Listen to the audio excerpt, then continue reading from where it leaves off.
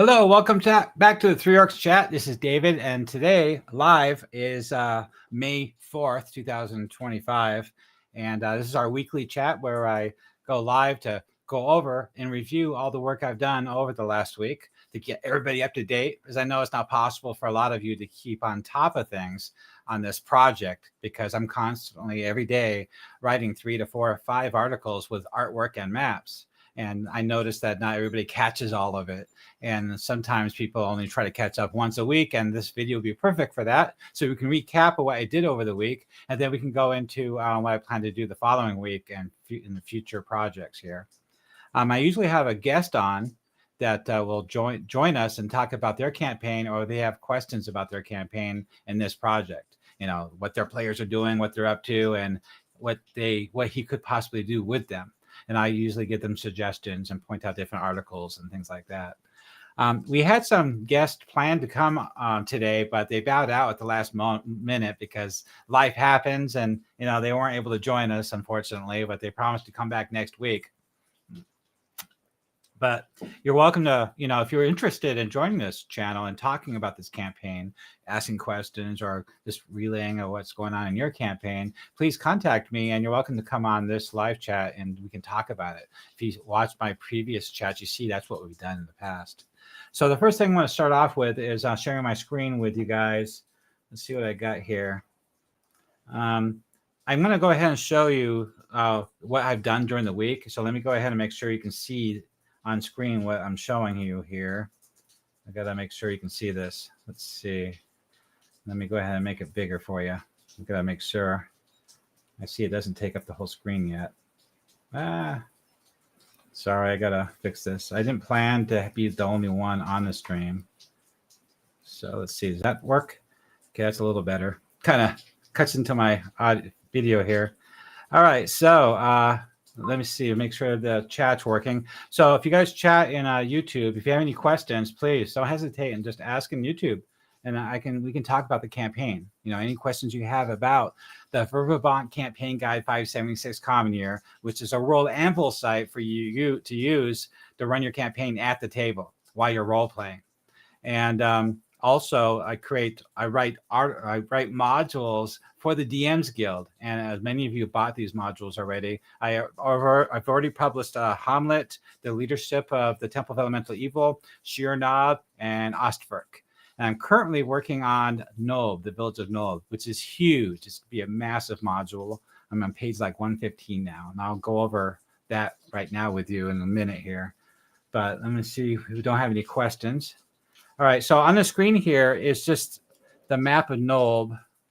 So let's go over that first. I want to go over what I've done all week with Nob so far. So as you know, Nob is done on the World Anvil. There's over 55 locations, as you can see. Those are all clickable links. You put your cursor over one of them, it's going to pop up and say the name and the number of that location. And if you click it once, a side article will pop up about that location. And if you scroll down, you can click on full read article, and it'll pop it up on another tab if you want. So as I said before, this Nob is pretty much a battleground. We get the Temple of Elemental Evils on the second rising. Every video, I'm always repeating myself on a lot of this stuff. But then again, sometimes you get people that just join. They don't know what's going on, what this project's all about. So I do have to repeat some of this stuff just so they kind of catch them up to date. And Nob is important because it's right next to the dungeon of the Temple of Elemental Evil, which is ruins. They're magically sealed ruins. And the objective of the T1 through 4 module is for the players to investigate the second rising of the Temple of Elemental Evil. And they don't know it's on the second rising yet. Nobody does. Some of the forces are good, like Valuna, Thirandi, and some lords in the Viscounty suspect something's going on. So they sent agents. Valuna sent agents. Canoness DeVay of St. Cuthbert, he's here in the herb shop. And you also have Otis, number 4, which is this location. No, I'm sorry, location number 2, which is the smithy. And so they're agents on location, spying, trying to discover what's going on. Hedrick, the mouth of Ulas, he's the supreme commander. He's in charge. They learned from their mistake on the first rising. So this is very important. The first rising, they raised an army. They marched on the Viscounty, and the forces are good, marshaled all the good forces in the area, and just stomped them, put an end to their mad escalation, and they lost. And the battle was pushed back to Hamlet, the Moat House, and it was pushed back to Nob. And Nob was a battleground. A lot of it was destroyed. Huge battle, pitched battle was here. There's a fighting retreat. They finally fought all the way back to the Temple of Elemental Evil ruins. The ruins were devastated into rubble and magically sealed because they couldn't quite defeat the god that was trapped there, and also their high priests, the forces they had there. It was too dangerous, so they decided to seal it. Well, anyway, 7 years later, Iwis and Loth are very highly interested in the rise of the Temple of Elemental Evil for a lot of political reasons. And there's a lot of YouTube videos about this. I followed Joseph Block with Greyhawk Ragnar on the subject, and he put a lot of investigation over the years. He's got 15 years of blogs on the subject. He's talked to Gary Gygax, interviews, examined exhaustively all the modules out there from the past. And it had to be rewritten. Gary Gygax admitted he did not give all the notes to Frank Menser when he wrote the Temple of Elemental Evil. The expectations, how it should have been, didn't quite reach to what was published for lots of reasons. Gary even admitted if you actually published all his notes, the module would have been over 1,000 pages. You can't publish a module that big in the 80s. It just wasn't feasible.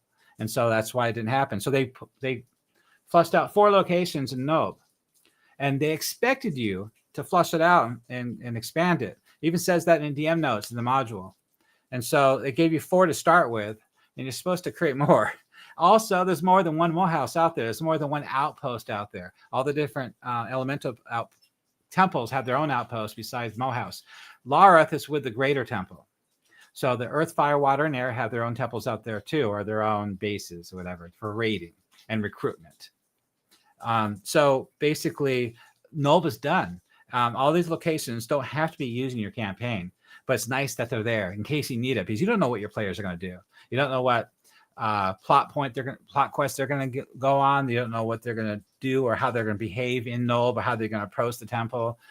So there's a lot of NPCs, a lot of plots going on, a lot of interaction, a lot of politics, and the objective, the idea behind the module is you're supposed to put the different factions against each other. That's how you win. If you don't, you're gonna get killed. You're gonna get the overwhelming odds of the temple, they're gonna slaughter you. Same thing in Nob. Nob is way overpowered. You should not be in this village until you're at least 5th level. Even then, the forces here will put you down quickly. So the only way to really do this smartly and successfully is to pit the factions against each other. Kind of like those old Western movies where they had different sides and Bruce Willis went back and forth. I forgot the name of that movie. Also the 7 Samurai. So you got to be smart for players to be able to succeed here. Anyway, there's a lot of organizations here to play with, a lot of factions. There's gypsies, there's the bandits and the brigands, and the Lady Nasara's forces, the Valuna agents, and there's a lot going on. So, and all these articles cover all that. My website covers everything. So I make sure nobody's asking any questions here. Hey, I see somebody coming into the channel here. Hey, thank you, John Scott. Let's see. Let me go ahead and make sure I can see all the chat. I got everything up too high. My windows are too small. Sorry. There we go. Okay, John, hi. Running the same campaign. Great. That's why everybody comes to this channel and the Discord. Because everybody that's running this campaign right now wants to expand it, and most Dungeon Masters don't have the time, to do that. And a lot of Dungeon Masters over the years have, but a lot of that stuff's kind of outdated. And some of it was their idea. So it's not necessarily logical or good or effective, but I did a lot of research before working on this. I've been working on this for over 7 years, putting that website together, World Anvil. So John said that, great. I love what you're doing. Thank you. I appreciate that. If you come to the Discord channel, we talk about this all day long while I'm working on this. And I'm always asking questions in the channel, and people are commenting or collaborating. Other Dungeon Masters are writing articles too. Like the faction for the Crimson Reapers, for example. That's not my organization, Brigands. That's from Helligant from Australia. He wrote all that. He used to write for Living Greyhawk and Dragon Magazine. And so he wrote all that up. And those NPCs in that, and they're from Divers. And he did a lot of work in Divers on the Wild Coast. Okay, so I just wanted a quick overview of what Nold was about. So a lot of times on World Anvil, I'll revisit some articles and stuff because I do more work elsewhere, and then it reflects back on the previous articles, updated information, especially when it comes to politics and relationships and things like that. So as I was working on, when I work on a module, this is good to go into this. World Anvil is in a state of flux. It's like an ongoing project. I'm constantly updating and editing those articles and changing things. And this is a good example right here. So when I write a module, I'm selling this product as a module, as a PDF on DM's Guild. Somebody's buying this module. A good reason to buy it is you can print it up, and read it or at your table, whatever. Because a lot of Dungeon Masters like to print. I'm not allowed to do print on demand yet because your product has to be gold seller. And right now, on one of my modules is silver, and the rest are copper seller. It's the tiers of how many you've sold. And so I'm pretty happy that I got, medals so far. Joseph Block's stuff, his is all gold and platinum because he sells more things. Because he's got the Dungeon Masters guide for Greyhawk. He's got the player's guide for Greyhawk. He did the one on clerics and the orcs. This is more generic. Doesn't matter where you run your campaign type stuff. Where mine's really specific for the Temple of Elemental Evil in this region of the Flyness. So the module, I got to make sure that it's done and laid out well, presented perfectly, to be usable at the table. So that means, start off with all the locations, then you have a whole chapter on the NPCs, you have a whole chapter on all the quests, you have a whole chapter on all the stat blocks. And also I want to make sure every square inch of that page is used. No waste of space. I'm really adamant about layout design because I take my pointers from Old School Essentials, which is pretty much the industry standard for the best layout of all games right now. So basically, everything's terse and to the point with a lot of bullet points, so it's easily referenceable at the table while you're running the game, which is really important. There's a lot of articles like the Druids of the Gnarly. Yeah, you can read the original article, but good luck referencing that later at the table. It's just a big, long block text of information that would be really hard to parse. Unless you're a Dungeon Master who takes lots of notes. That'd be crazy because Greyhawk's way too big. I have over 1,500 articles here, and that's just for this campaign. So it's pretty insane. So anyway, I have to make sure the module's done right. So as I'm going through Nold, I came across some things. And I'm also, we're discussing in Discord ideas about, like in the real world, you have a cleric, you have a priest, you have a bishop, an archbishop, and we all kind of know how they act in the real world, for Catholics and stuff. But we're talking about Dungeons and Dragons with real gods. They give you divine powers, contact with that god.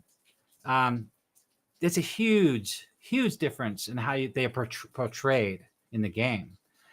It'd be a disservice to portray like this guy right here. Well, not this guy. Let's see. Where's my other one at? This is the Vicor for the Inquisitors. He's an Inquisitor of, where'd it go? Of Pelor in the city of Verbobonc. I did not rewrite him. What I did rewrite is this guy right here. Dang it. Charles. Let me get the right link here. Here we go. Okay, so I'm not logged into World Anvil, so this is the public version without being logged in. So there's an argument we had on Discord. There is no archbishops of Pelor. And we started investigating and looking at old articles from Living Greyhawk and stuff. And I guess they're right. I need to bump him down to bishop because that's not really part of the church hierarchy. So I'm trying to figure out how to display him in the real world. And he's only 8th level, though. So he can't raise the dead. He can't commune with the god. But he is the highest ranking bishop of Pelor in the entire region. The next highest level would be up in Divers. But if a player's in a campaign and he's a cleric of Pelor, like Mr. Rick out there. He was in my last campaign. He was the cleric appeller, and he reported directly to him. This bishop sent him directly on a mission to investigate the rise of banditry. Like I said before, nobody knows about the second rising, the Temple of Elemental Evil. All they know is there's a rise of banditry, and some people are starting to get concerned because it seems like they're kind of organized. We need to send some adventurers down there to figure this all out, and the bishop's going to send one of his own. So that's how that player got involved in the campaign. I start my campaigns in the village, city of Verbobonc. Other Dungeon Masters do theirs right outside the village of Hamlet, the good old way. A lot of other Dungeon Masters start theirs in Divers. Some do theirs in the Wild Coast at Narwhal. Joseph Block has the T0 module. That's where his Temple of Elemental Evil campaign starts in Narwhal, the Wild Coast, and then you end up in the Hamlet from the east. And then he also wrote the T5 module, which adds a 5th level to the Temple of Elemental Evil dungeon. That's where they put the Elder Elemental altar. So they changed it to work with the rest of the modules as Gary Gygax intended. So it involves Loth. There is no Theros Dune. And then you play the G's and the D's and finally the Q1. And then he wrote the Q2 module to really tie it all together to take on Loth with some kind of platinum egg or something. Anyway, I was thinking how these higher level divine beings are portrayed in normal life. And so I started doing a lot of investigation and his appearance. So since he's only 8th level, I kind of limited what people see. So his vestments is designed with golden rays, but it does shimmer faintly. So it does have a shimmering glow to it, a divine glow. So that's interesting. It's subtle yet radiant. It's not flamboyant. Now, if you were talking about the High Pelor himself, the 18th level, whatever, his view, people viewing him in the world would be completely different. He'd be otherworldly, divine, a character of power, a figure of power. He would look and feel, his aura would be completely different. It would be almost inhuman. That's what I'm getting at. So, like he lacks the supernatural aura of the High Sunkeeper. The High Sunkeeper is the highest level Pelor cleric in the Flyness of Greyhawk.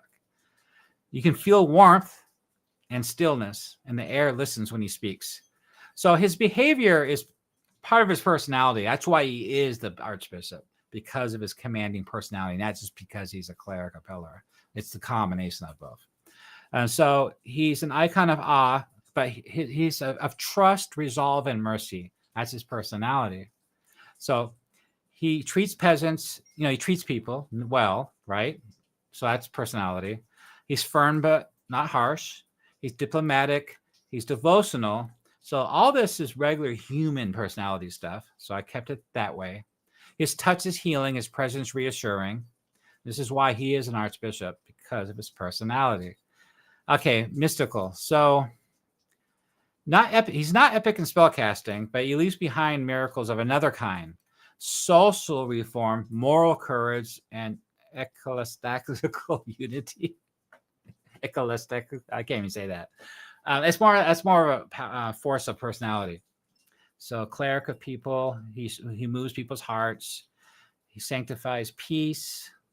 This is all just personality stuff of how he acts and how people, react to him. And he has his friends who he venerates, the saints of Mahuhin and Saint Benedor. I have some final thoughts. So he's not divine. I actually put that in bold. Let's see if we got any chat here. If you have any questions. We do have a question. Trying to see where that's at. Oops. I got too many windows open. There we go. Sorry, I had to pop that up. Okay, John Scott said, "You're welcome. I made an HTML version of the T1 through 4, but it's not as good as yours. Very primitive, made from 1998 Netscape Composer. The good old days. That was before EverQuest came out. I won EverQuest at a convention here in Phoenix, Arizona in 1999. I had no idea what that game was. I just played games like Quake, back in the day. And then they say, hey, play this new game. You're going to like it. If you win, you get a free game. And the idea was to you had to get a first level character from Freeport, get him to the lake of something, and then back again without dying. And I did it. I was the only one that did it, and I won EverQuest. So that was the days. That was when I got into IT, 1999. That's when I went for my certifications. So I remember those days. So yeah, a lot of the Living Greyhawk stuff is from the early 2000s, and their maps have a lot to leave to be desired. They're very, very vague and not very detailed at all. Okay, so this is about him not being divine. In a world of rising cults, creeping darkness, theological schism, he is absolutely essential. He is one who stands when others retreat, not because he's more powerful, but because he's more resolute, his power of personality. He may never resurrect the dead with a word. He's not high enough level. He may never blind demons with divine fire, not high enough level. But he has healed a city with his voice, politics, and held a kingdom's faith together with his resolve, his powerful force of personality. So going into this, I wanted to depict a powerful, high-level leader of a church as more otherworldly divine. And then I just randomly chose this guy. And then I started realizing as I was putting this together who he was and what level he was. And so and this is how it turned out. So that's what I worked on during the week. And so now going forward, I was thinking about tackling all the other leaders of the churches in the Verbobonc area, much like this. So you'll see them more flamboyant and more divinely inspired as the higher level they are. Now, this Vicar, Gerard Royalston, he's the leader of the Inquisitors arm of the Church of Pellar. Now, he's 12th level, so he's going to have more of a divine aura presence to him. So I'm going to have to put some thought into this. So what you see here is what I wrote a year ago. This is just basics, background role, personality, politics stuff combined with D&D stat block stuff. That's all this stuff is. This is what most companies, most people do in their work. This is the kind of work they do. Mine's a little bit more, of course, as you can see, but it really doesn't convey truly his power and position of Pellar in the church in role-playing terms in the world. This gods have everything to do with the campaign. Gods are so important to D&D. They're everything. Did you know that clerics come in second to the king in rank of nobility, in rank of official ranking? Nobles come third. Wizards come fourth. And it's on my website has everything. I have an article for this. I just don't want to look it up right now. Okay, so anyway, yeah, clerics are very important. If this guy walks in to the Viscount's court, there's not going to be a question. They're not going to halt him. They're not going to question him. He's going to take over commanding attention immediately, and they're all going to pay him the topmost respect. Then they might start arguing with them about something, but yeah, that's the kind of commanding presence these high-level clerics have in the world. They're it's not just him. It's Pellar, the god. You're not going to say anything bad. I mean, you worship Pellar. You know, these lords worship and respect all the gods. They have to. They have an immediately direct effect on the world. They heal people. You know, they feed them. They protect them. There's evil gods out there ready to kill all of you. It's right at your door, right on your doorsteps. Trithin will tell you all about that, and I have a whole speech about that.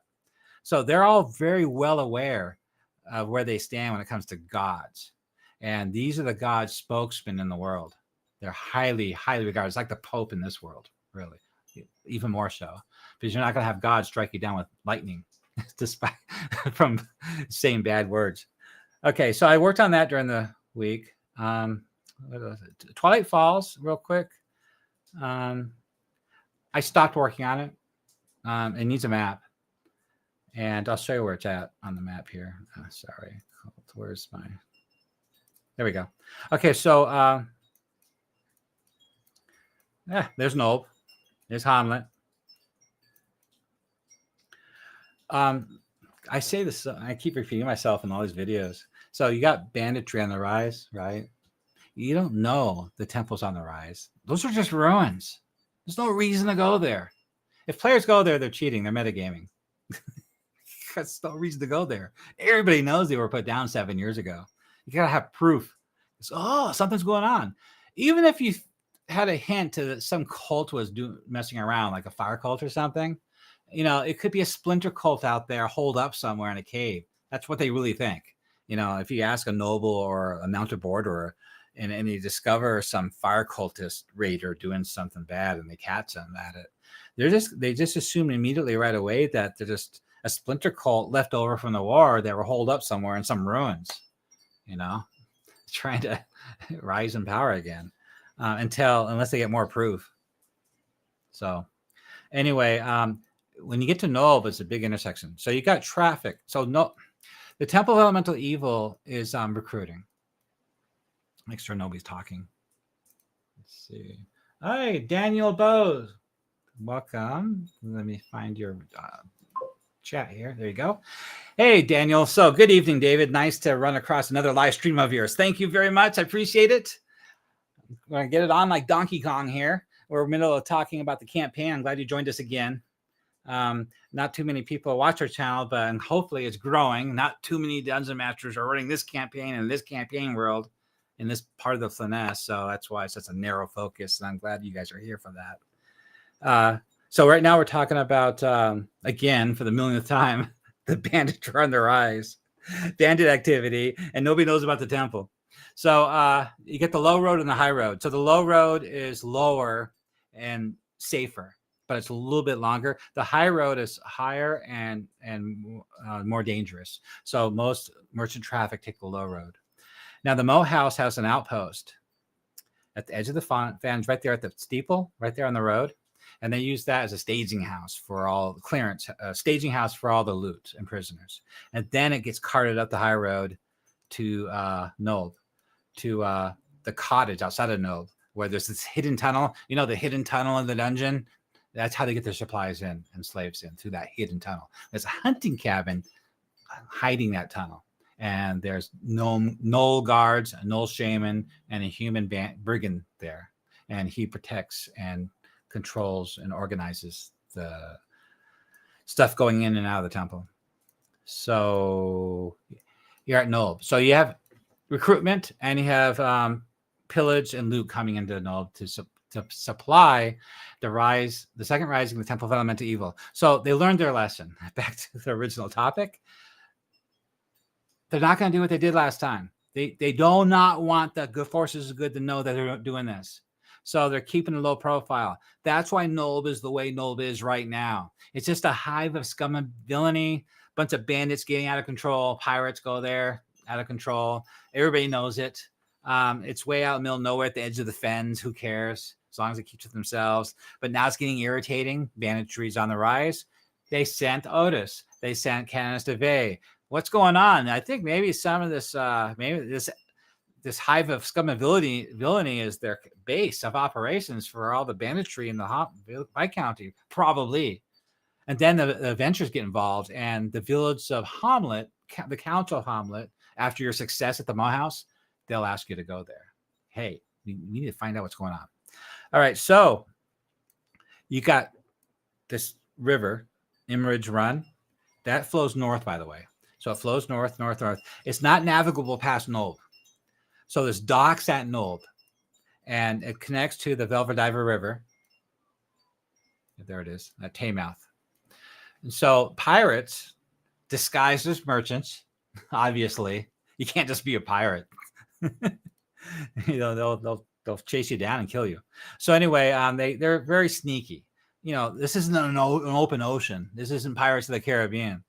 So you got to be very smart to be a pirate on a river, going past this Taymouth village here, where they have their forces and their ships. So anyway, there's piracy up and down the Velvediver River. The Velvediver River is connected to the Wild Coast. Slaver ships from the Wild Coast bring in slaves. And so they're bringing loot and slaves and stuff down this river to the docks of Nulb. And then they get that stuff into Nob, and then they get it to the gladiator pits, the brothel, and they finally get it to the Temple of Elemental Evil. Also, all the bandits on the road are coming from the high road from Hamlet to Nob, to that secret tunnel. Also, you see this road right here going east? That goes to Twilight Falls. This is the Forest Road. Now, the Forest Road, as you can see, goes all the way up to north to Divers. Huge trade city. That's important. Also keeps going east to the Wild Coast. It's a lot of merchant traffic. Now, bandits are also attacking and pillaging and ambushing along that road too, to both directions. And they're bringing all their loot to Nob. So all this stuff is coming in. If you look at the recruitment article I wrote, you'll see the recruitment numbers weekly. There's a lot of forces coming in. And that's not even counting the slaves or the goods, the food, the supplies, the weapons, the magic items. So I have a whole article written for that. So that way, when your campaign goes by week, you can tick it off. Make a chart. I should make a chart. And well, I do have a chart telling you every week what does come in, but it's not an interactive chart. Also, there's a lot of stuff going on with the Lizardman Village. Here, I'll put the DM only on for you. That is DM only. Oh, this is the big map. Sorry. All the dungeons. There we go. I had to click it twice. Okay, the DM only layer has all the dungeons. So this fort right here is Riverguard Keep. It's a ruined, abandoned fort that's supposed to guard the fens, the Emerald Run stream along the fens. And the Water Temple took it over. That's the Temple of Elemental Evil. That's the hunting cabin I was telling you about with the secret tunnel. That's the Moe House. That's the Edders. The Edders is an old watchtower on top of the Edders. Small mountain range north of Hamlet. The Fire Cult took it over, and they're pretending to be druids. They're going to conduct this new ritual to bring balance to nature. And they invited all the druids in the area to come to it. This big event. They certainly are going to put balance back into nature after that event. All right, so then you got right here this old monastery, a stone monastery. It's ruins too. An old monastery to Heronius, I think. No, I can't remember. Anyway, if you click on it, I'll tell you more about it. That's where the Earth Cult is. The Earth Cult has a raiding camp there, raiding force there that's raiding from there to supply the Earth Temple. You remember the Earth, Air, Fire, and Water, they're a competition with each other. They all want to rise to be the #1 cult in the entire Temple of Elemental Evil. That's their goal. They're constantly fighting among themselves. Down here is the Hill Giant Clan, the Rock Clan. That's part of the Living Greyhawk module series. They're attacking Nob, the gnome village of Nob. And so there's a whole series of modules for that. Down here is the Knoll Fort, the Jagged Fang Knolls, King of the Knolls there, King Gorvash Bone Gnaw. He likes to kill my players. Pretty cool. And so I said this last time. This last video. Okay, I'll do it again. Lareth in the Moe House, the hunting cabin, the staging cottage at the edge of the Fens of Tor. All the gnolls and all the bugbears come from these places. Now, the bugbears aren't on here. The bugbears come from the south off the map. So there's a whole bugbear clan. So it's important because you know where these guys are coming from. It even tells you in the module if the players do certain things, they hit and run. It's possible for reinforcements to come replenish them. That's where the reinforcements are coming from. So it's possible for players to come across these reinforcements or track them down and put a stop to the source of those reinforcements. The idea here is to keep the open sandbox going on this campaign so the players aren't just going to the dungeon and doing a dungeon slog. Yeah, we got some people talking here. Let's see. Daniel said, that popped up. Daniel said, who do you have doing the art for your NPCs? The women drawing are really pretty. Yeah, thank you. I put just as much work into my artwork than I do with my articles I write. I use a lot of tools to do that, and I have a very distinct vision for my art. And not all the Dungeon Masters in my Discord channel appreciate that kind of art style. They have some Dungeon Masters like really realistic art. They look like a real person. And other Dungeon Masters are more like Dolmenwood or Dolmenwood campaign, which is like a fantasy-based campaign, folklore campaign with fairies and stuff. You know, the old books, the old folklore books, that kind of art style. I like that too. So I like in between. Some people just think Lord of the Rings is the only art there is. Let's see. So John Scott said, a recruitment article would make my life so much easier. Where can I find it? Well, that's pretty easy. A couple ways to do that. Either you go to, that's my lizard man. That's my lizard man village. Still working on the second level, by the way. I can't do that. Let's go to Twilight Falls. Oh, by the way, Twilight Falls is 1 through 13 on the right side. See it? That's as far as I got. Location 1 through 13 is done. No map. This whole front article is done, though. Huge article. Demographics. It's done. It's really well done. It's really laid out great.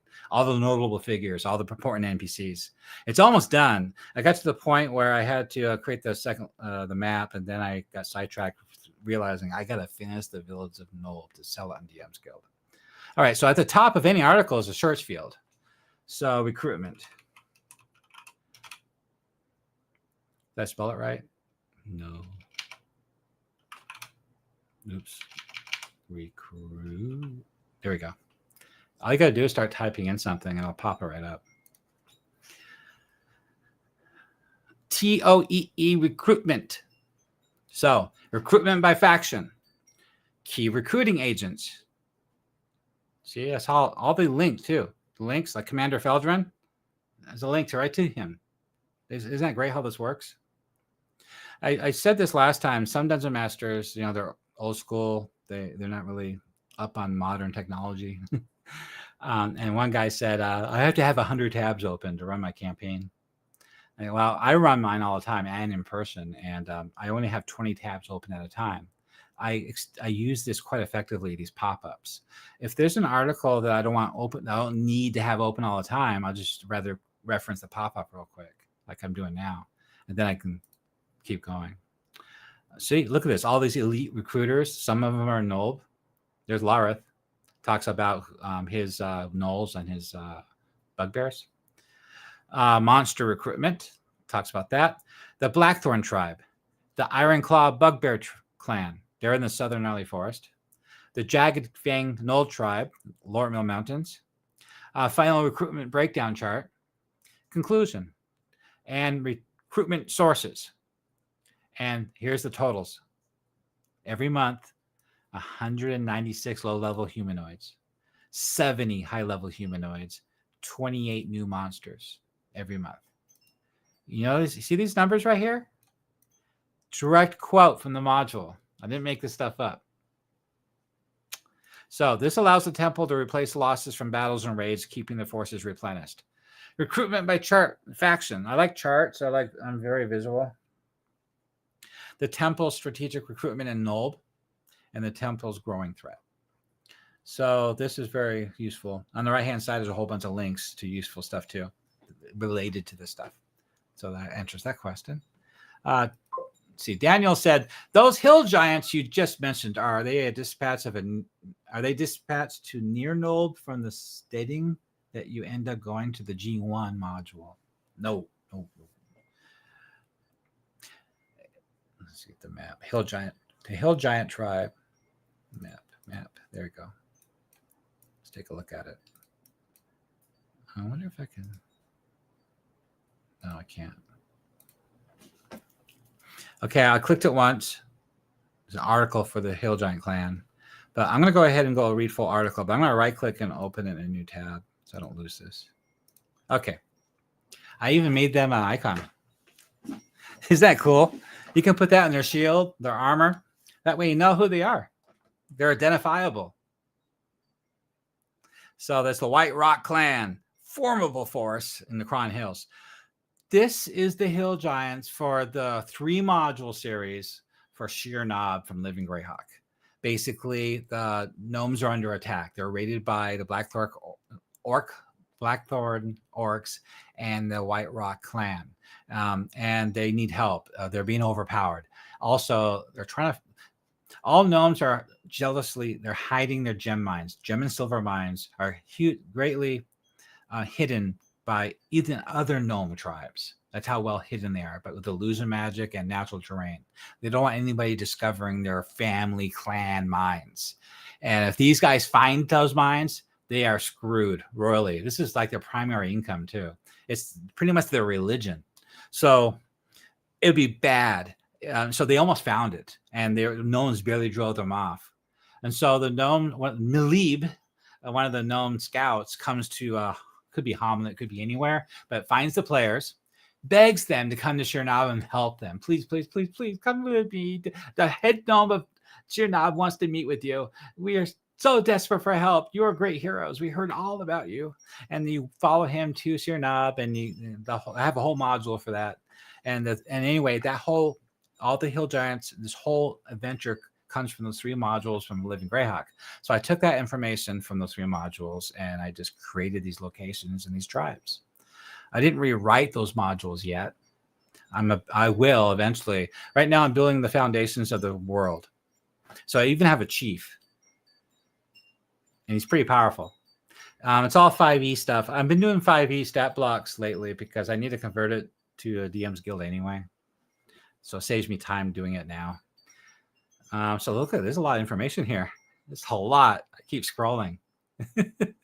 You want to know anything about these hill giants? Everything you ever wanted to know is here. Everything. It keeps going.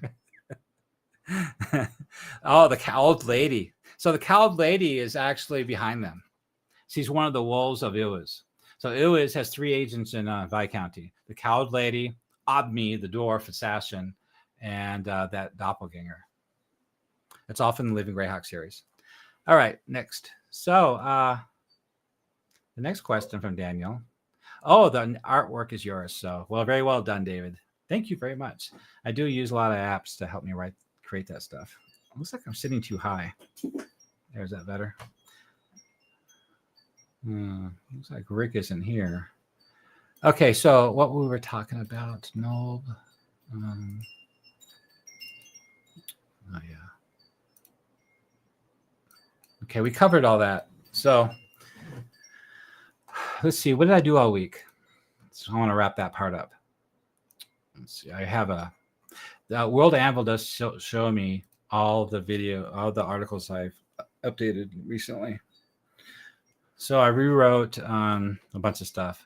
Captain Vesric, the slaver pirate, I rewrote him. Charles Evertide, the archbishop, or just bishop. I want to know what you guys think. Should it be an archbishop or just a bishop? So far, I have 2 Dungeon Masters saying he should just be a bishop. The Pit of Nulb was redone. I can't remember what I did there. Oh! Let's take a look at that. You know what I did add? I added some really cool stuff, actually. Let's see if I did that here. I'm not sure. I like dialogue. Oh, artwork. Okay. So this is the Pit of Nulb. This is basically the gladiator pit. It says everything you need to know in this article, but basically they bring in all slaves to Nulb through the pirate ships or overland by the bandits. And they're thrown into and the men, and sometimes a woman, is thrown into the pits. The women are sent to the brothel. And basically, this is a way to sort out the men, if they're worth keeping or not, or turn them for sacrifice or undead fodder. So if they can survive in the pit, then they're probably worth recruiting, right? So all the gladiators there, these are the winners so far on the right. These are not 5e stats. I'm currently converting these to 5e stats for the Village of Nulb module for the DM's Guild.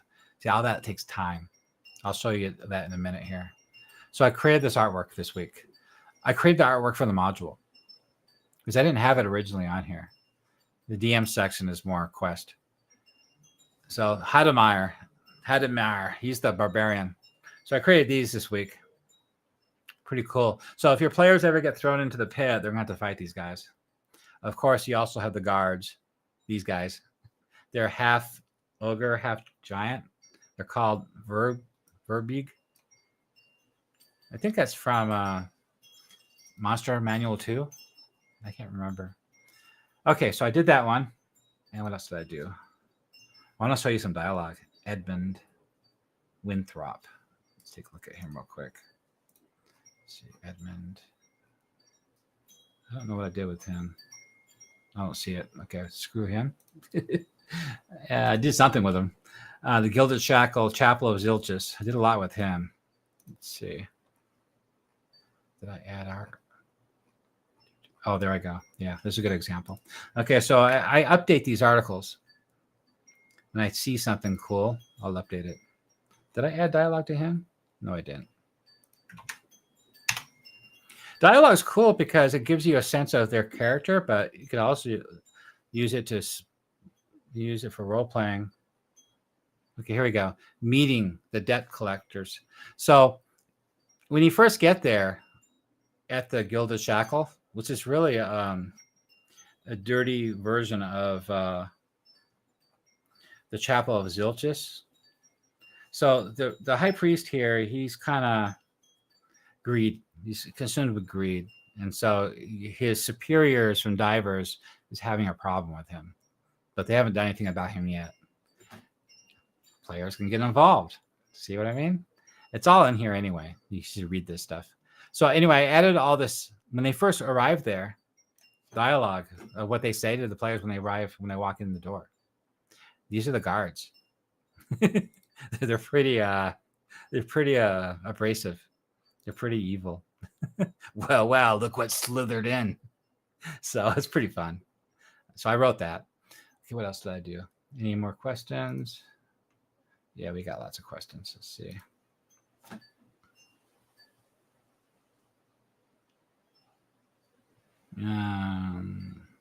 Wow, you guys got a lot of stuff here. All right, so John Scott said, thanks. This is great. In campaigns I have ran before, the recruitment went into a kind of reserve force. I used pretty much the same numbers as you, which is basically from the module. And Daniel said, even though they aren't currently tied to the steadying G1 module, would it make sense to retcon them to having ties to the steadying more seamlessly lead you to the G1 module? Yeah, there's a big problem with that, though. The location. So the G1 module, the steadying is very far away to the west in the Crystal Mist Mountains, I believe. At the edge, at the border, at the foothills.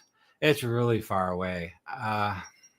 They'd have to cross a lot of territory, other countries, to be able to reach this place.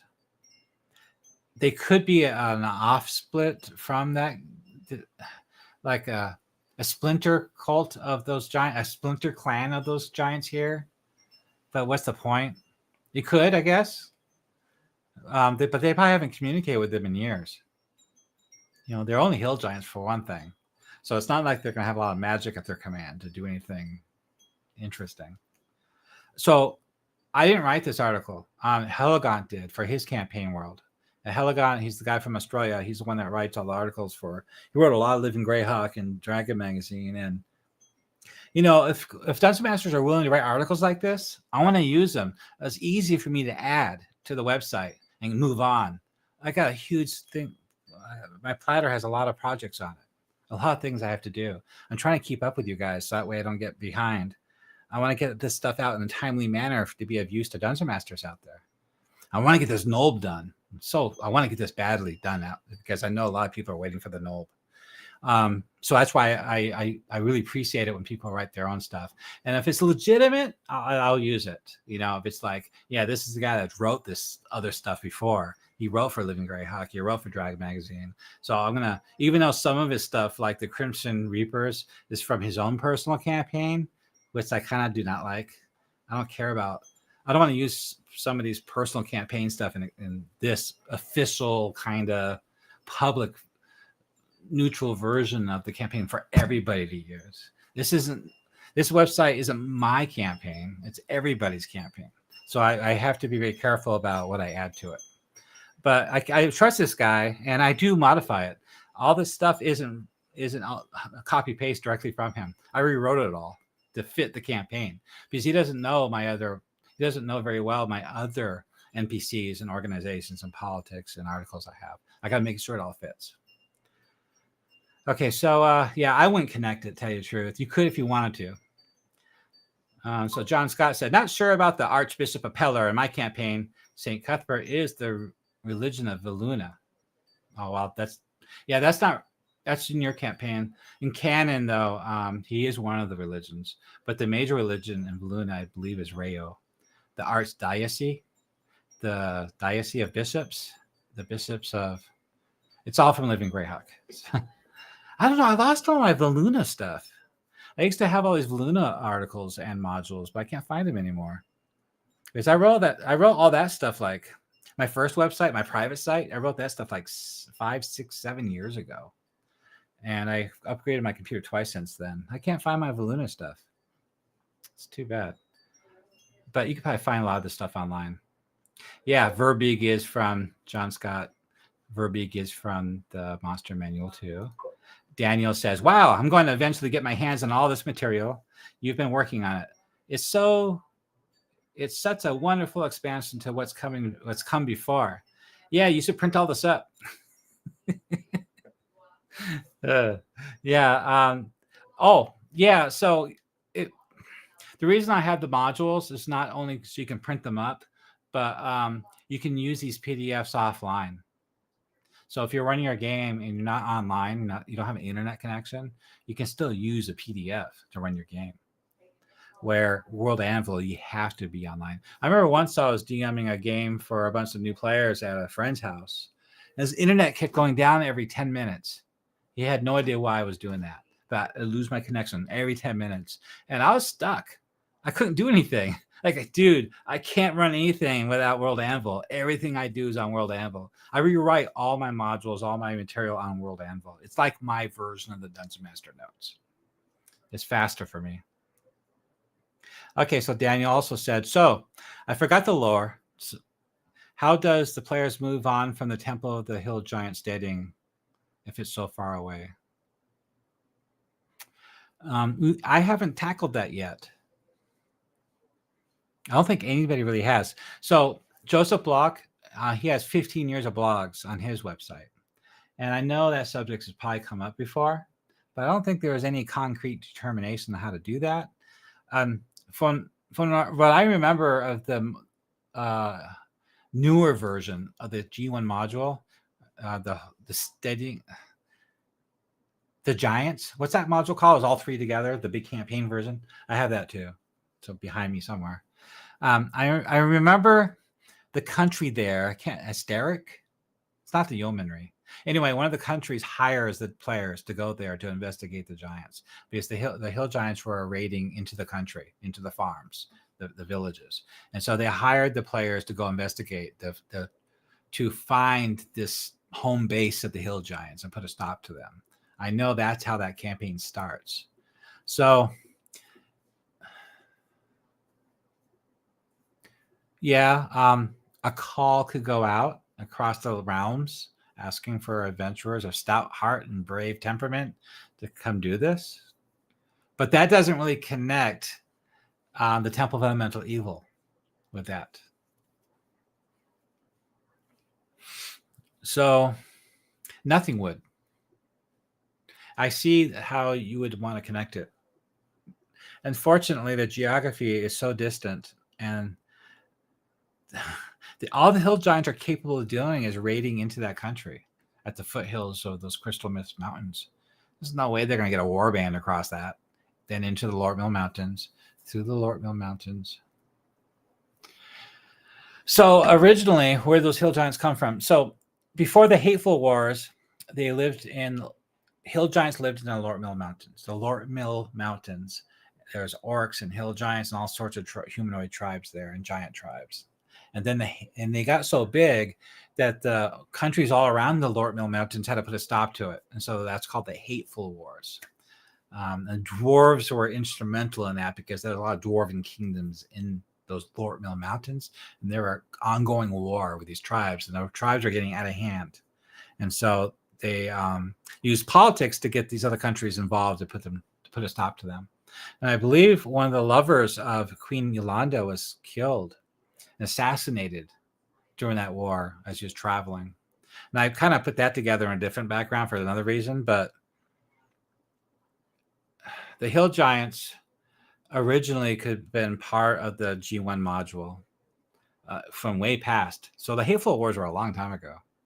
So they definitely would have been separated by centuries if they had any kind of relationship with the White Clan hill giants and the giants of the Steadying. Holligant could probably give you a more logical rundown of what he thinks of it. Unfortunately, he couldn't make it this week. He would have answered you, but he'll be here next week, so we can ask that again. John Scott said, yeah, the GDQ1, 7 Queen of the Spiders. I'm not 100% sure, but as far as I remember, all that is just a product with all those modules in it. They might have added a forward section, some ideas how to put it together, but it really wasn't a full, complete campaign structure rundown of how to do it. Not in detail, not like Joseph Block is doing with his T0, his T5, and his Q2 module. What Joseph Block hasn't done yet is connect the T5 to the G1. The thing is there is no connection, because by the time you deal with the T5 module, the players are way too high level for the G1. And I think there's an event that happens at the G3 that happens before the 4th level of the temple. So he was talking about that in his blog. I'm not really going that far yet because I'm still building the foundations of this campaign. I just want to get the building blocks done, the foundation, the villages, the NPCs, the organizations like the Gnarly Rangers. But I haven't thought that far ahead yet. But I know Joseph Block put a lot of thought into that in his website. Okay, so what else did I do? Darneth. I did an update on him. I just basically updated a whole bunch of stuff. Oh, yeah, this guy. Let's see, dialogue. Oh, his story. I just updated a whole bunch of things. Let me check one more time. Nob. Yatik. Okay. Last week I already talked about the Atloy family, the gypsies, the Ren folk, the Reni. Yeah, we already talked about that last week. Okay, now the next thing I want to talk about is my current project. So this is the Village of Nob, the DM supplement for DM's Guild. Now this is the front cover. I'm just going to go a quick overview. I'm not done yet. So I haven't done the table of contents yet. That's from my last module. That's filler. The map's there. The Nob map is there. And the local quest section isn't done yet. I still have to... I do the table of contents last. Okay, so a whole thing on Nob. This is a lot more here than I do have on the website. As you can see, I laid it out really well here with flavor text too. More information for the Dungeon Master, how to run this campaign. Everything I've been talking about, basically. And even more stuff I can't remember off the cuff. But I got it all written out here. The politics of Nob. A web of intrigue and power struggles from the different factions. Lady Nassara. The Viscount. Bandits and pirates. Different political, the Temple of Elemental Evil Shadow here. Political developments, notable people. So what I did is this is like another table of contents. This is the important NPCs before you get to the NPCs. So that way, instead of scrolling through all these NPCs, all the NPCs are one page. And I'll put links here to the real NPC page. So it's more organized. Like who's Ladrus, who's Skull, who's Watt. So it's all right there, one page. It's actually 2 pages of NPCs. There's Canis Yade and Murphles. Just a brief description of them. All right, first location. Excuse me. So Waterside Hostel. So it's all well laid out. You even put charts in there and everything. It's like a real module. So it's 2-pager. Maybe it's bigger. There's a lot. This place is a huge location. The 3rd page So there's a lot of dialogue too, as you can see, in flavor text, and who's staying here too. This is a lot better laid out. Okay, then the Waterside Hostel. And okay. Oh, so anyway, I'm sorry. Look how many pages that is. Dang. Oh, by the way, I got the Waterside Hostel from the original author, the original artist. I got his permission. It's right here. Daniel Rivera. I actually contacted him. I didn't want to spend the time to remake this because I need to get Nolb done. So I contacted him and he gave me permission to use it as long as I gave him credit. So look how many pages. This first location is 1, 2, 3, 4, 5. 5 pages on location 1. It's a big location. And Otis's place, number 2, is 1 page. I try to, every subject should be 1 page or a 1 or 2 page spread. Mother Screnge. So she is 2 pages. Yep, she's 2 pages. So the Boatman's Tavern's huge too. So that's 1, 2. That's the map I made. I gotta apologize to everybody. There's supposed to be docks here on the top side of this tavern here, and market. The marketplace is on the left, tavern's on the right. There's supposed to be docks here. It's because I didn't know when I first made this map like 5 years ago that it was right on the docks.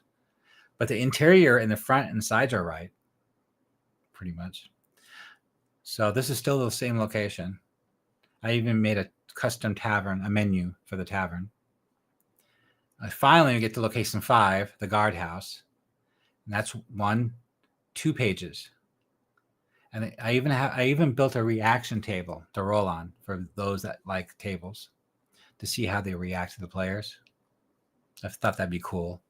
So there's a Wainwright. So look at these locations. There's a lot of them. There's 55 locations. I'll just keep scrolling through this. Number 10, number 11, 13. I made a signpost for the Gallows Square. I'm missing something here. I'll have to look at this tomorrow. I don't know why I'm missing. I think there is a piece of art there, but it didn't pop up. The burnt house, the rotted barn. Oh, so the rotted barn's cool. It's an abandoned, collapsed barn, right? The first page. That's what it is. You go to the second page and look what you get. The secret's there. So it's a lot of fun. Don't look at this. So it's a good way for players. You know, it reminds me of those video games where you keep searching everything and you find treasure. Like Zelda was like that, right? Okay, 18. This is the Cuthbert. That's the men that protect Cuthbert, the mercenaries. The Cuthbert mercenaries. I'm sorry, the Cuthbert missionaries, and those are the mercenaries. There's the Gilded Shackle again. There's a lot going on here. Okay, there's the pier, number 21. The brothel. A lot of NPCs at the brothel. And there's subquests there too, but I'll get that in a minute. The ladies of the brothel, the guards. There's Lintas. There's a quest for her. You got to rescue her. That's the leader. He runs all of it. He's a half-orc. Half-orcs get all the rep. I'll see if anybody... There's Elvena. She's the leader of the brothel. Do we have anybody stalking here? Yep. Oh, I need like 3 screens. Hey, John D's here. Okay, first. So John Scott said, Joseph Block is good for better than any TSR writer. He's one of the best. Yep, I agree. I've been following his blogs for years now. And he's the one that inspired me to do all this, actually. I wouldn't be able to do this entire campaign without his work. Actually, a lot of Dungeon Masters work out there is what I'm inspired by to create all this. I'd be at a total loss if I had to create this from scratch, completely from scratch, using just the module without any of the Living Greyhawk material. That would be a nightmare. I would not want to begin to think about creating all those villages and those factions and NPCs from scratch, like the Druids of the Gnarly or the Gnarly Rangers or, you know, the Mounted Borderers and things like that. That'd be crazy. Okay, so Daniel said, wow, your expansion is truly amazing. In the T1 through 4 super module I own, only had a couple pages of Nulb, and that was only this small focus on a couple of really old and ugly witches. I don't know if you saw the pictures here, but they actually don't normally look like that. They're in disguise. And then John D said, every barrel has a potion of healing. Yep, that's the best kind of games. And John B, hi, welcome for joining us.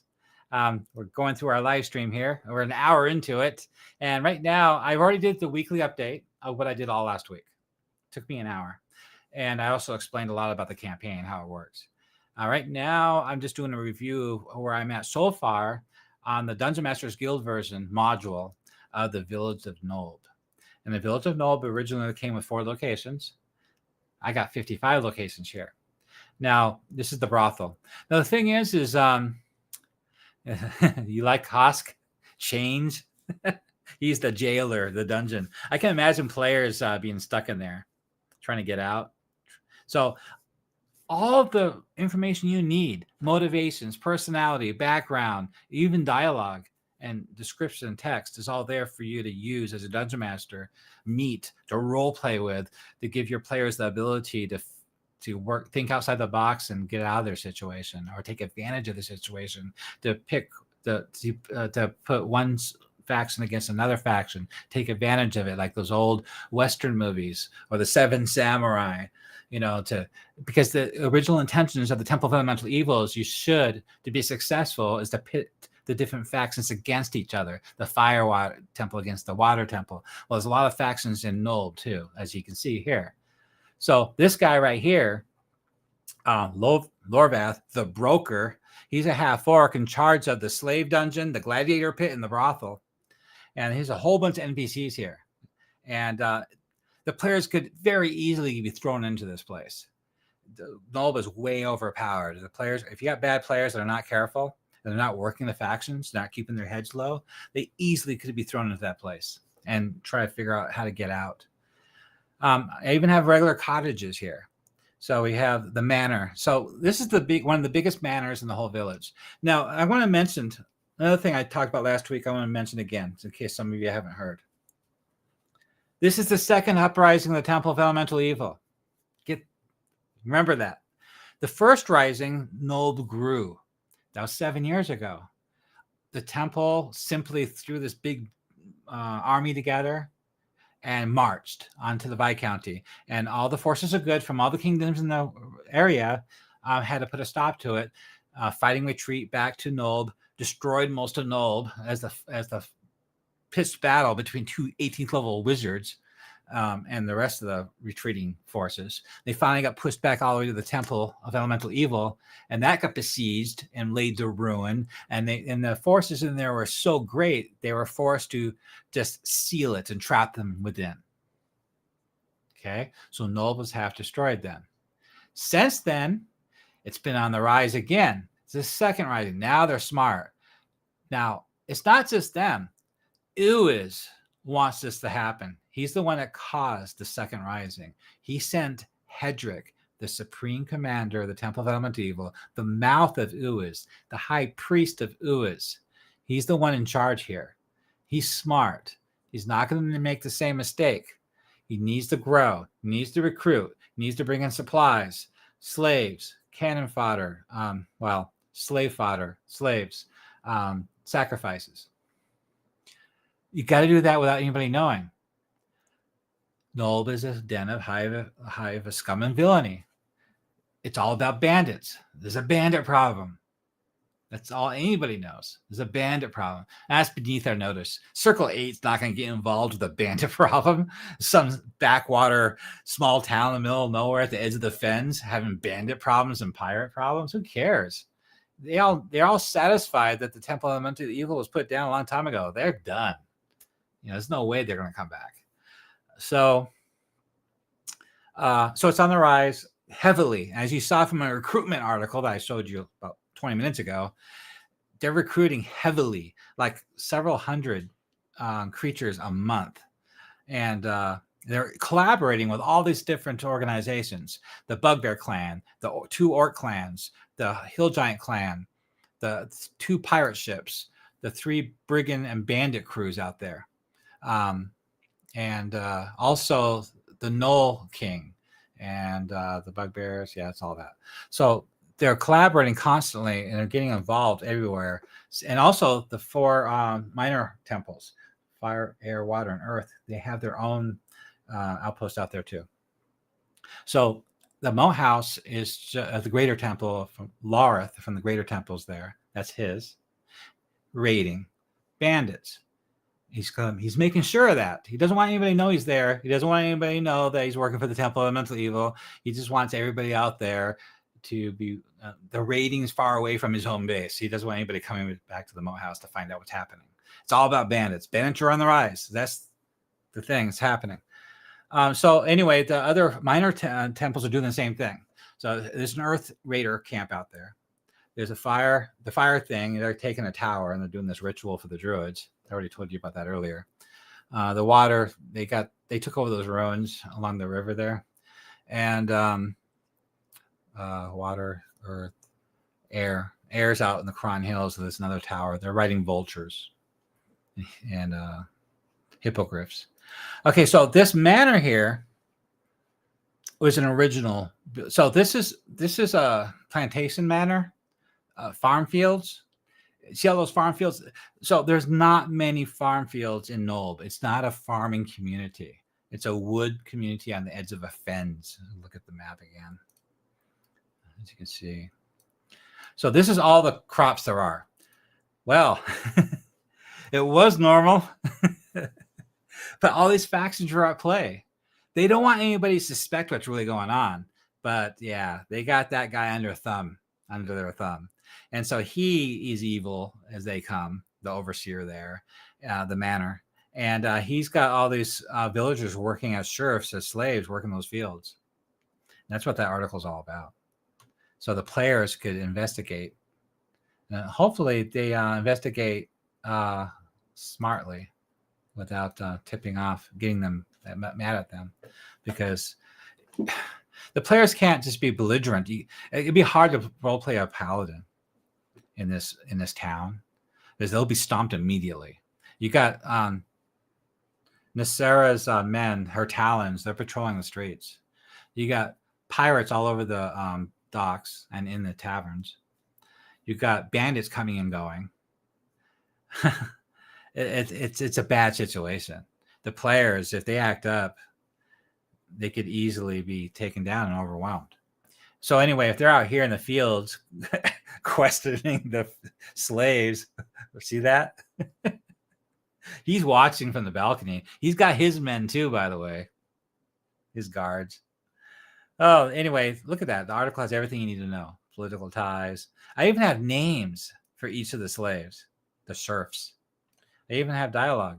I pray for an end to this place, but I know better. St. Cuthbert doesn't hear the cries of the doomed. And then the next one is a cottage.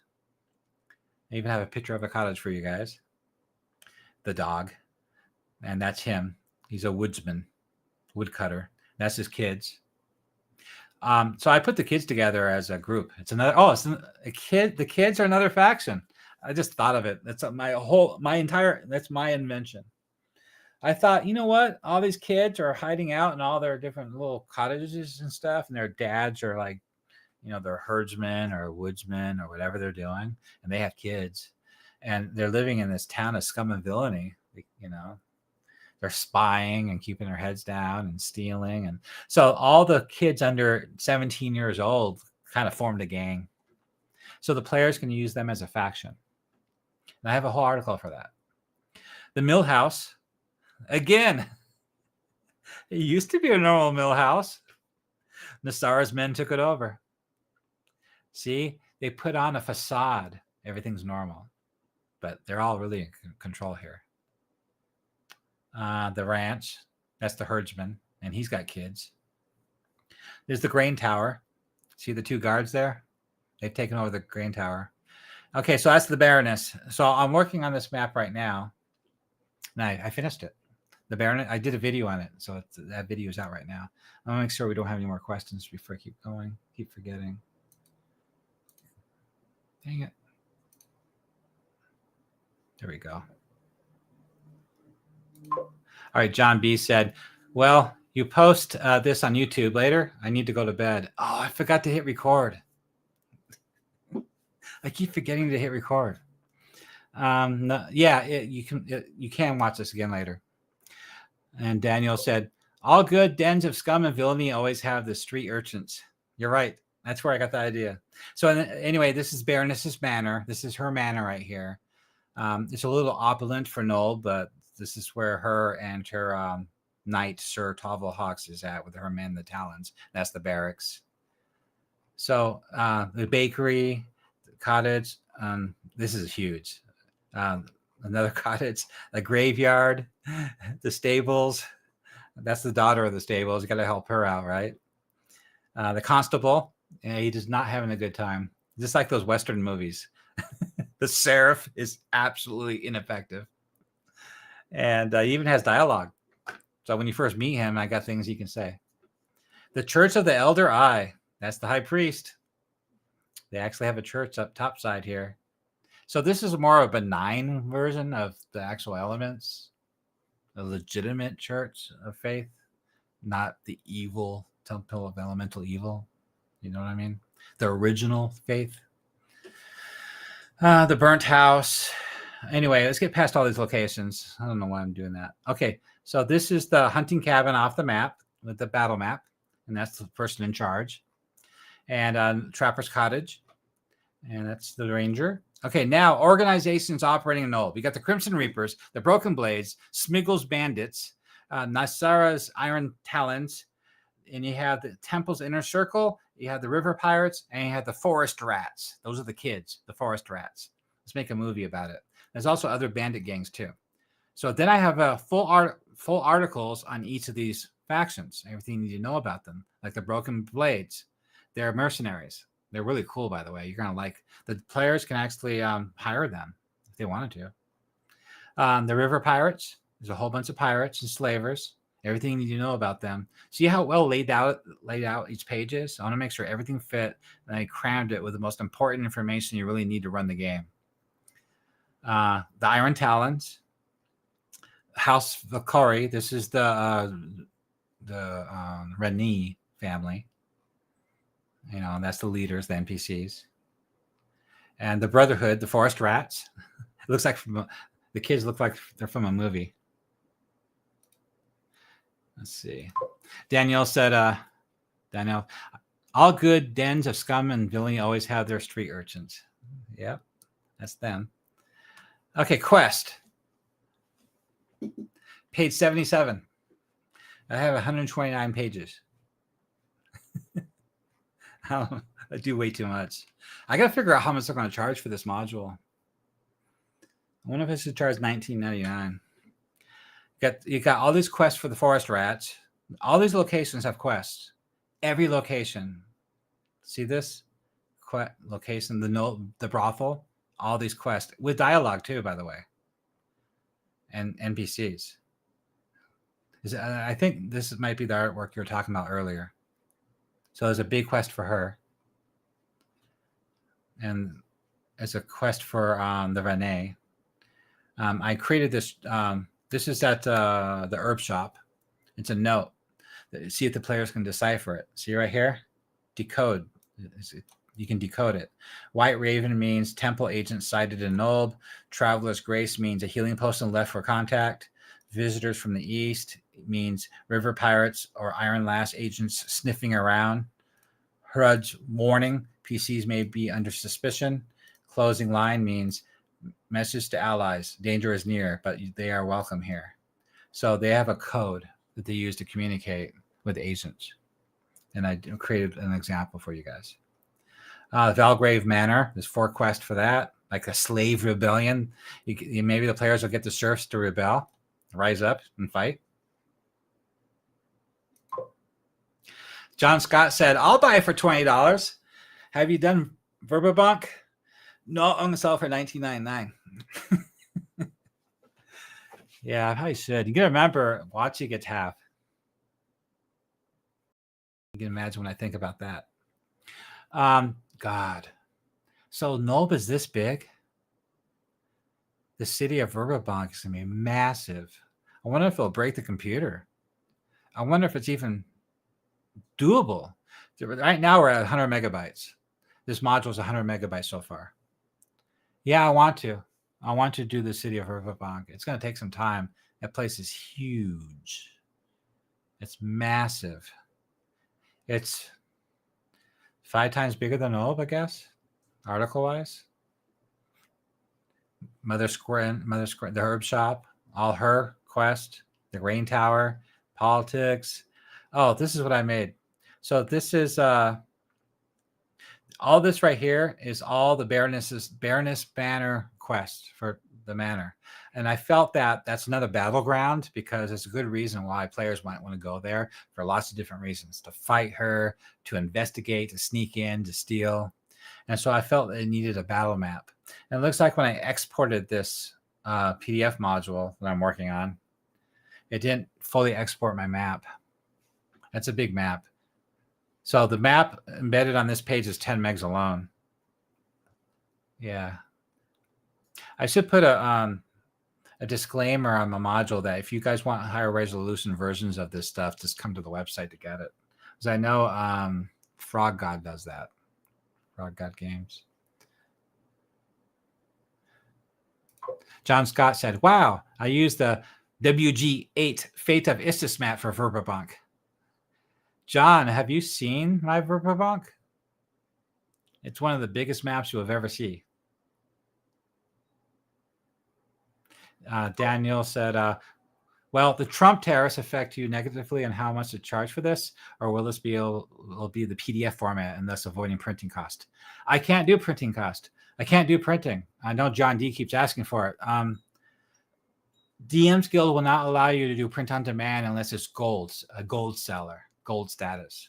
And one of my modules is silver, and all of my other modules are copper right now. No, but I haven't reached gold yet, so they won't even let me. So John Scott, if you go to my website, you're going to see the city of Verbobonc. It's a really big map, and it's interactive too. So that empty cottage shop I showed you earlier, that's what's inside it, a buried treasure. Anyway, there's a magic item in there. There's a lot of stuff here. There's a quest for the graveyard, quest for the Church of the Elder Eye, like 4 quests, 1, 2, 3, 4. And the cottage, slaver, Vesric from the Wild Coast. There's 3 quests for him, like the Brotherhood's brand. Assign points to Vesric's cabin housing coded scrolls linking him to the Scarlet Brotherhood. Yadok warns them to recover. So you can either sneak aboard the Crimson Trader, bypass the zombied guards, and retrieve the scrolls. Yadok may use this information for leverage, or players could use it to expose the Brotherhood infiltration into the temple. And I also added dialogue. Okay, Feldrin teaches a lesson. So I actually have quests from the Temple of Elemental Evil leaders too. And with a lot of dialogue. That's all dialogue right there. A lot of stuff happening. Lots of stuff. So I'll get past all these quests. Unending list of quests here. Keeps going and going and going. Okay, finally. And Nulb NPC stat blocks. So I realized that's bigger than I thought it would be. I'll have to fix that. So it's not just stat blocks. So I added, I don't like empty space. So I'll either add artwork or I'll add more dialogue. Like right here, there's artwork and dialogue for this guy right here. The barbarian in the pit, the gladiator. That's a picture of the pit because I didn't have that elsewhere in the module. And dialogue for him. Tactics. More here. I add stuff to the character. And I did some really big ones too. I'll show you in a minute here. Let's get down to the bottom. Like right here. Dara, the Toad Mother, she lives in the fishing hut. Look at that. She's got a stat block, right? But I added all this stuff. Quotes, a list of stuff she sells. Poison, hallucinogen, healing, sleep, smoke screen bomb, 300 gold pieces. All this dialogue when you first meet her. She'll tell you all about it. Also, another quote. She worships Wastri. So it gets pretty deep, the stuff does. It's not just superficial. So I add all this stuff in between the stat blocks when there's space, like right here, meeting the constable for the first time. So Edric, the constable, that worthless, he's a 5th level fighter though, but he is a disgraced officer. And I did a whole thing on dialogue with him here and how to deal with him right here at the bottom. So there's a lot more information to these characters in the stat block area. Like right here, meeting Eric for the first time, all this dialogue and description, flavor text. Felix is huge. So Felix is one of the leaders of the Crimson Reapers. He's a 13th level rogue assassin. He's a 13th level assassin. And he's not my character. He's written by Halagant. You know, he wrote for a living Greyhawk. And his character, Crimson Reapers are his, so I'm using it. I'd rather him be only 10th level. I'd rather him be that 10th level assassin that's in the module. I'll have to talk to him about that. Anyway, below the huge stat block, I saw, okay, look at all this space. I don't want to put another stat block here, but there's so much more the Dungeon Master needs to know about Felix. He's such an important character. So look what I did. I added all that. A lot. So anyway, these are all the stat blocks. Keeps going and going. I added artwork that wasn't seen before. Things like that. See, I added this artwork on the World Anvil because I made it here. I made it here first, and then I exported it to World Anvil. Okay, keep going past. I spend days and days on this. I usually get about 4 or 5 pages of stat blocks done every day. So this is a big one. Lady Nasara. Lady Nasara needed a lot. Huge stat block, plus all this about her. Another page all about her, her background, her ambitions, her connections, and her allies. She needed a lot. So I don't know if you guys like that. I put all this information in her stat block section, in the stat block chapter. That's where I put it. So anyway, look at this. This just keeps going and going. I think I'm on page... I added all this stuff with the stat block about the character. So I don't know. Anyway, that's where I'm at. I'm page 118. Okay, hopefully tomorrow I'll get up to page 125. I have no idea how big this module is going to get. But I'm like more than halfway done through all the stat blocks. All right, let's see what you guys said.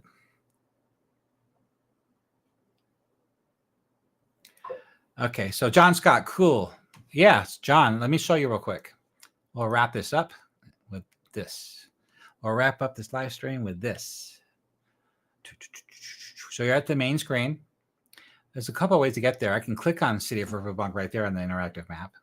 Or you can just scroll down. On the main page is a table of contents on the left, but on the right is a list of all the maps. So let's go down to the City of Verbobonc.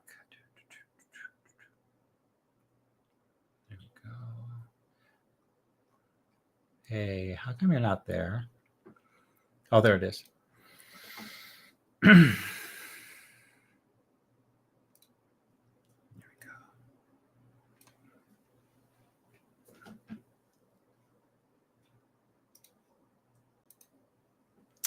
Is that better? Okay. On the north side of the Velvedava River is the Kingdom of Firandi. But it's not the Kingdom of Firandi in Rhinemond Quarter. It's a little further away past the farm fields. That's where the border is. So look how I got in Rivergate Road in the Rhinemond Quarter. There's 10 locations. Also, there's 14 locations on the outside of the city, like H5, H7, H14. And then to the south, I did a video on this, by the way. That's the Gnomes Quarter. And there's 9. There's 9 locations in the Gnomes Quarter. And all the H's are outside the city. So that's the Shrine of Briori. That's the ruins of the Elemental School of Magic. You know, that's an inn, the barracks, and that's animal training. Okay, and then right here, this green area is the Elven Quarter. I wanted to make sure it's green. So the Elven Quarter has only 6 locations. I agree that I admit that all these locations definitely need more locations, but that's how many I did so far. And so I did add more, though. I added 816 and 818 and 17. 16, 17, and 18 I added myself later after the fact. So 16 is the refugee camp. It's just a camp, like where merchants would camp out at. 817 is the knight's arena. That's a jousting arena. I'll just scroll in for you. So across the road is where they camp out at and keep their horse corral. And then there's the arena for jousting. This location right here is the graveyard, the Eternal Vigil Cemetery. Each link is a whole article. Okay, so in the city, this is the Traders Market Square. A lot of locations here. This is where all the action is. It's 27 locations. W is the warehouse waterside district, like the warehouses and stuff, the mercantile exchange, warehouses, office of the harbor master. So the W5 and W6, waterfront road. W6 is all the warehouses. In the middle here, this is the citadel of the Greyfist Castle, is V1, V2, and V3. The three locations on top of that hill. The A's are all the cathedral's temples quarter. Try not to do that. So the C1 is the Cathedral of Trithurin.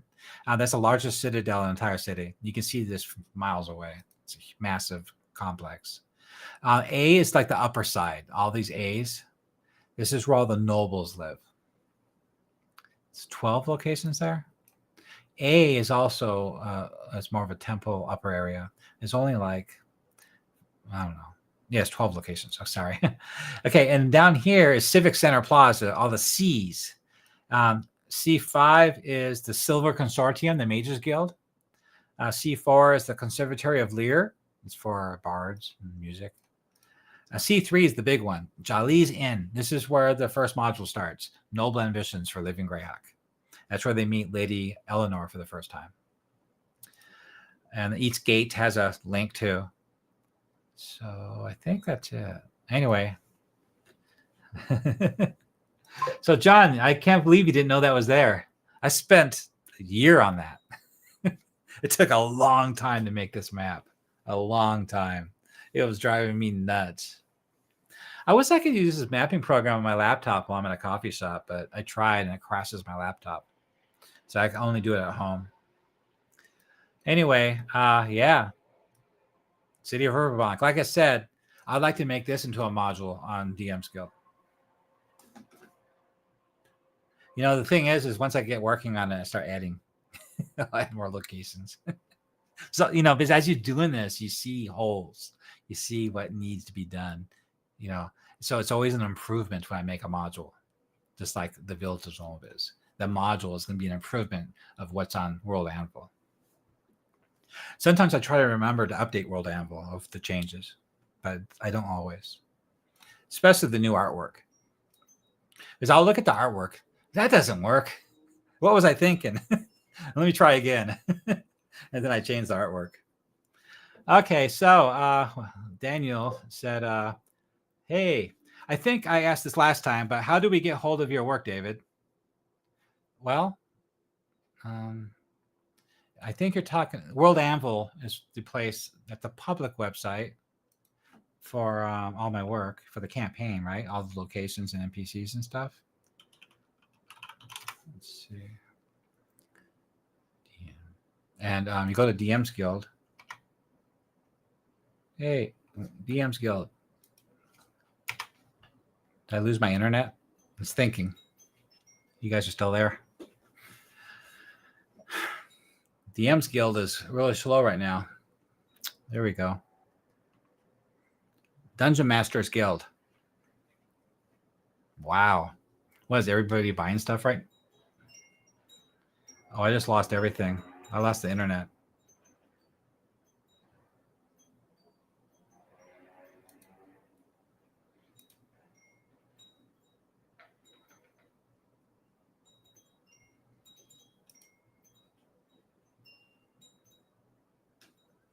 You guys still there?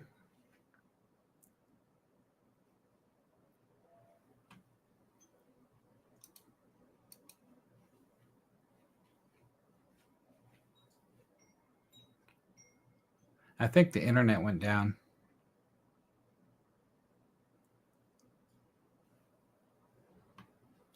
Let's see. Oh, you can hear me?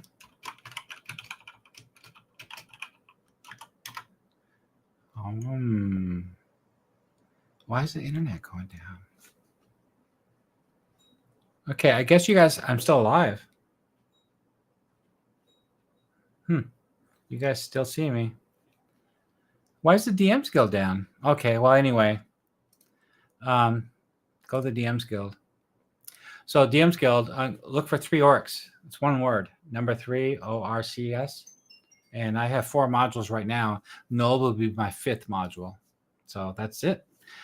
Okay, well, it looks like we're going on an hour and a half on my thing here. Let's see what Daniel said. Daniel said, so just do a Google search for Dungeon Masters Guild then. Yep, that's what you do, DMs Guild, Google search. It's starting to come up. It finally popped up. I wonder why it was down. That's so weird. Okay, let's do 3 orcs. That website's really slow right now.